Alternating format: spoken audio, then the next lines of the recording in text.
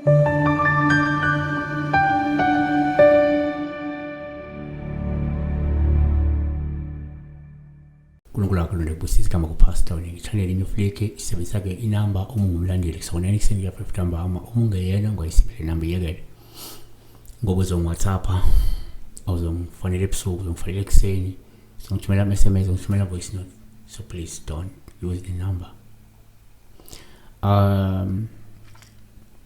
Sibheka la uSipho Godfrey 1728 ukusho ukuphupha imoto yemali banjwe inkonzo ejardini kwakho iqhunyiswa ngiqhumane. So Sipho ke njengoba kuSipho akekho vele uSipho omncane bonke aboSipho abantu bama 80s ngemuva shothi umdala he should have said sawubona noma ke at least athi ngicela ukubuza nawona kodwa kunankinga senze kanje. Uphupha la kubanjwa inkunzi imoto yemali shothi i-heist yabo yemoto ethwala imali i-cash in transit heist. Nake singakusho imoto yemali iyaba isidalo kwabanye isenhlanhla sakhe lo muntu noma sekhaya suke kuyisona silethe ubunhlanhla kumuntu so imoto ingaba into enjalo nokunye asiqale kanje lakhe uma uphupha number 1 uma uphupha imoto yemali kungaba nje uPaul uma ibanjwe inkunzi ngoba lokho kungenzeka kuvezela ukuthi kungenzeka lukhona vele uhlelo lwegila mkhuba uhlelo lwegebengu lokuyobamba inkunzi imoto yemali endaweni engakini okungenzeka into ozoyibona vele very soon.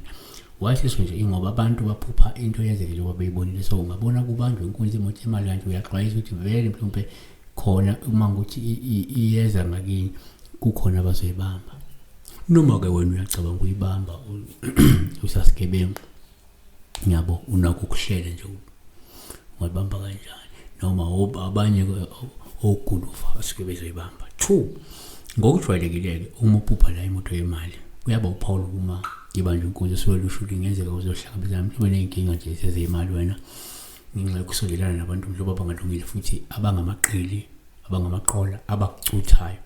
So uma uzolahlekelwa kakhulu imali noma imali izophela nje engaqondakali ngenxa yalokusondelana nabantu abangamaqola abangamaqili azoloku becutha bekusenga le mali ungayibona ukuthi ngathi uthathwa kanti ukuthi wena uzolahlekelwa mhlawumbe isamba semali noma uzolahlekelwa imali eningi ngenxa yabantu osondelene nabo noma kunamadili okade uwatholile engenzeka ngenxa lawo madili lawo lahlekelwe imali lawo madili lawo noma lawo madili agcine lahlekile engasakaletheli imali.